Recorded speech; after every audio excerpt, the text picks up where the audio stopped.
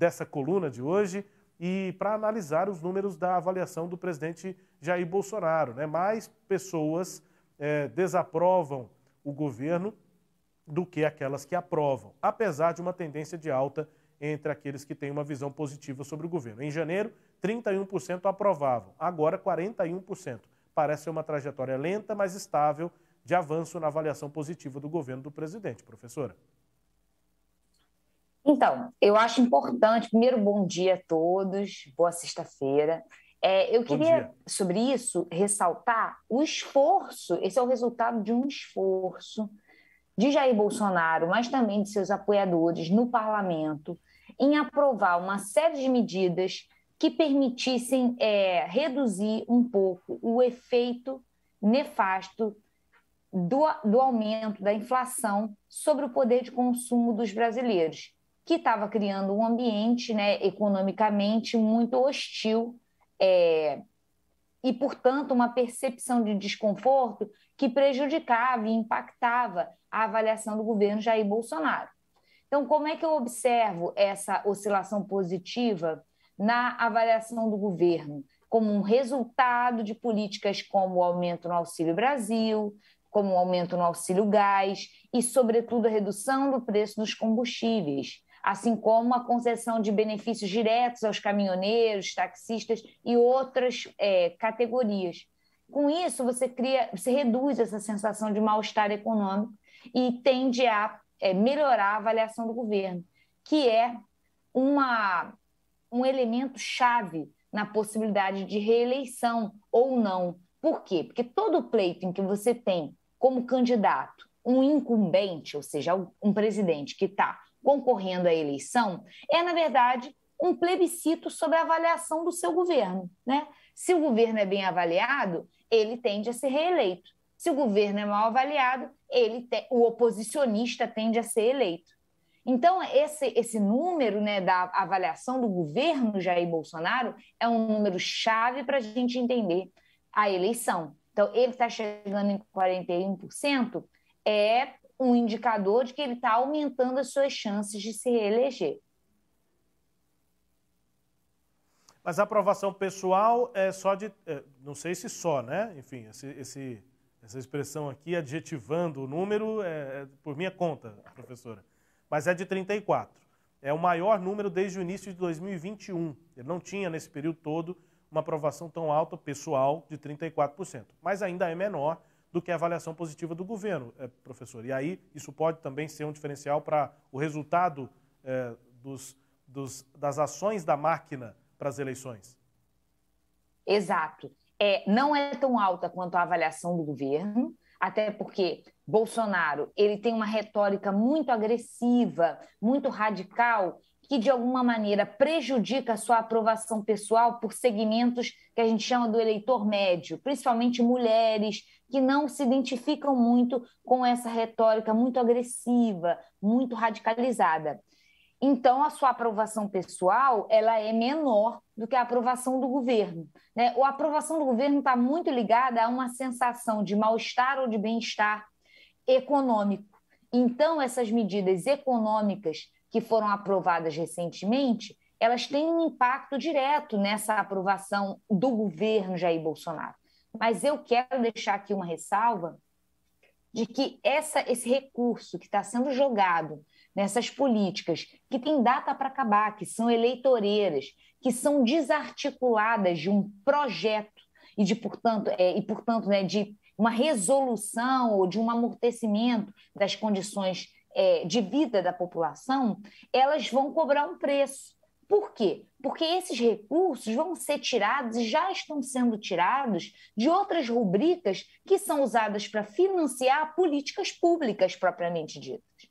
Políticas públicas que são pensadas, que são avaliadas no longo prazo, como educação, como saúde, como saneamento básico. Tudo isso vai perder recursos de uma rubrica que já era pequena, ou seja, eles já estavam com pouco dinheiro, vão perder ainda mais educação, saúde, saneamento, em prol dessas medidas de caráter eleitoreiro que tem prazo para acabar e que não constroem nada. Professor, e aí, voltando aqui aos números também, né? A gente está analisando até aqui esse fato que é a recuperação, digamos, lenta, mas constante da avaliação positiva do presidente e também do governo. Agora, a reprovação está estável, em 55%, e é maior do que a aprovação. O que é que isso representa? Isso estará que já é algo consolidado? Sim, Bolsonaro o governo Bolsonaro foi um governo para minorias, né? Foi um governo ligado a esses nichos radicais, pessoas que lidam com segurança pública, militares, segurança privada também, caminhoneiros, são minorias, são grupos. E o governo Bolsonaro, ele contempla diretamente, dialoga, se aproxima desses grupos, deixando de lado, e isso Bolsonaro faz desde a sua trajetória legislativa, né? Eu estudo a trajetória legislativa de Bolsonaro, ele não tem muito uma preocupação com a redução da pobreza, ele não tem uma política educacional, o que ele tem é homeschooling, não vai falar de questão de gênero na escola, mas ele não tem uma política de expansão da educação, de expansão da saúde, de melhoria, investimento consistente em educação, saúde, produção de tecnologia. Então, a gente vê que o país, né, ele está descontinuando suas políticas públicas, e, portanto, gerando um apagão de políticas públicas, de educação, não está tendo investimento nessas áreas. E isso é o que afeta o eleitor médio, é isso que afeta a população de maneira geral, o povo e sua capacidade de desenvolvimento no curto e médio prazo. E é isso que está sendo sacrificado em prol dessa alimentação de nichos eleitorais de Jair Bolsonaro ou de uma transferência desregrada de renda aos pouquinhos para a população, só para ter um resultado nas eleições, e que tudo isso vai acabar em 2023.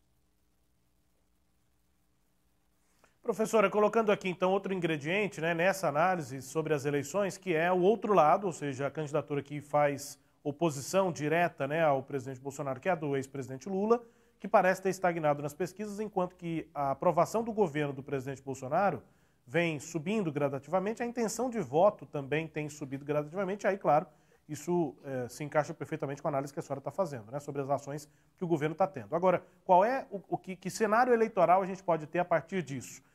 A tendência, então, é que pode ser que a gente tenha um Bolsonaro maior em intenção de voto e em votos lá na frente, e aí a coisa vá para um segundo turno, e aí no segundo turno a eleição pode ficar um tanto quanto imprevisível, professora? Olha, eu concordo com essas análises, e eu queria acrescentar à sua fala o risco de que, indo para o segundo turno, e por que eu acho que existe uma possibilidade que não aparece nas pesquisas, né? As pesquisas mostram que a vitória de Lula seria no primeiro turno. Porém, há um voto envergonhado em Jair Bolsonaro, que o entrevistado tem vergonha de dizer que vai votar em Jair Bolsonaro depois de todos esses escândalos, depois da destruição que ele causou durante a pandemia, ele se sente um pouco envergonhado, então é menos sensível esse indicador. E outra razão é porque, até o final da campanha, políticos com perfil de Bolsonaro, eles inundam as redes e suas bolhas, né? Aquelas bolhas do Zap de bolsonaristas, com fake news, demonizando o oponente, com mentiras que colocam o oponente numa situação completamente mentirosa e em que a sua vida pessoal muitas vezes é exposta. Então, isso eu acredito que é uma tecnologia, uma operação que esses políticos populistas de direita acabam levando a cabo na proximidade das eleições.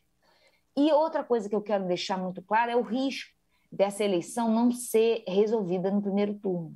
Porque no primeiro turno a gente tem a eleição de senadores, deputados estaduais e deputados federais, que não vão aderir a um discurso de contestação do resultado eleitoral e, portanto, de recrudescimento do autoritarismo, que é disso que se fala, né? Quando você contesta as eleições, você está fazendo uma escalada, você está abrindo espaço para uma escalada autoritária. Então, essas elites políticas que vão ter seus mandatos conquistados no primeiro turno para o legislativo, elas não vão aderir a um discurso de contestação das eleições com risco de perder os próprios mandatos. Se a eleição for para o segundo turno e você tem poucos candidatos bolsonaristas com chance de vitória no segundo turno, você tem menos reação a uma contestação eleitoral de uma vitória do oponente de Jair Bolsonaro no segundo turno. Então é mais arriscado. Pois é, mas o que são essas ameaças agora, professora? A gente está vendo as reações ao longo dessa semana, depois daquele evento do presidente com embaixadores, em que ele subiu o tom de novo, né, nas ameaças, naquela situação de acusar fraudes, enfim. Isso é estratégia eleitoral, estratégia política, ou de fato tem aí a ameaça de uma ruptura? Perfeito. São duas coisas, né? Primeiro, esse é um discurso que caracteriza Jair Bolsonaro. Desde a sua época como deputado federal, ele se apresenta como um político anti-establishment, que questiona as instituições políticas, partidárias e eleitorais brasileiras. Então, quando ele reforça essa ideia e a mídia dá bastante espaço para ele questionar o sistema eleitoral, ele está agradando as suas bases, agradando aquelas pessoas que se identificam com esses discursos e, a partir dessa identificação, votam em Jair Bolsonaro. Então, isso tem um resultado eleitoral, ele agrada aos seus eleitores mais fiéis com esse tipo de discurso.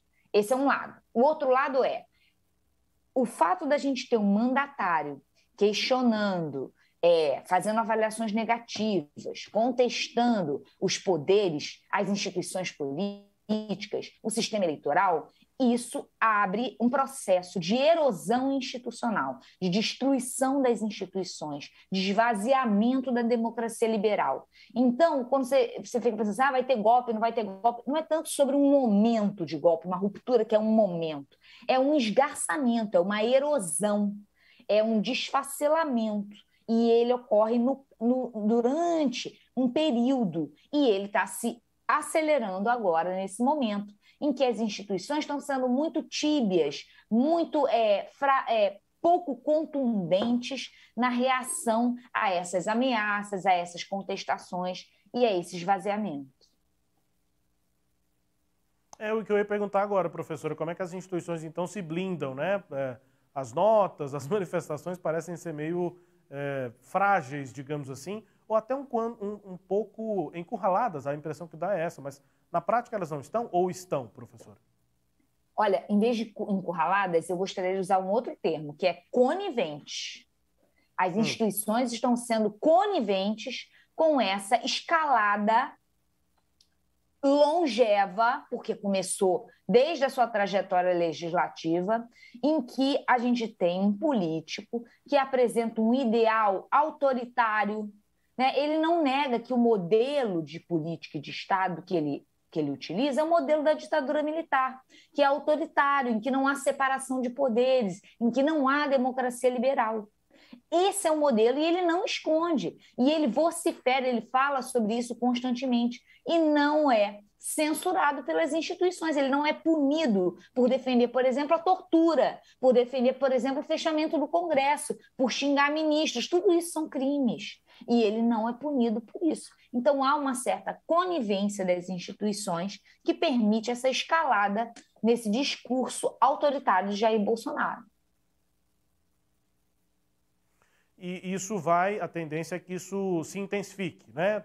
Agora já entramos nessa semana no período de convenções eleitorais, daqui a pouco vem as confirmações de candidaturas, aí com candidaturas confirmadas vai chegar, por exemplo, o 7 de setembro, professor. Qual é a perspectiva?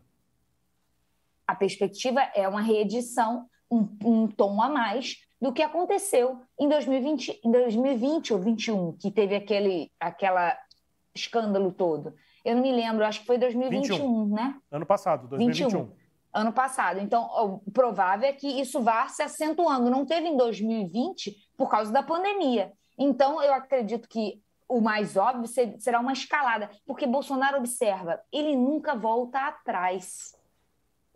Mesmo com o que aconteceu na pandemia, mesmo com 600 mil mortos, ele pode até diminuir ou aumentar, por exemplo, ele observou que o discurso anti-vacina era ruim em termos eleitorais.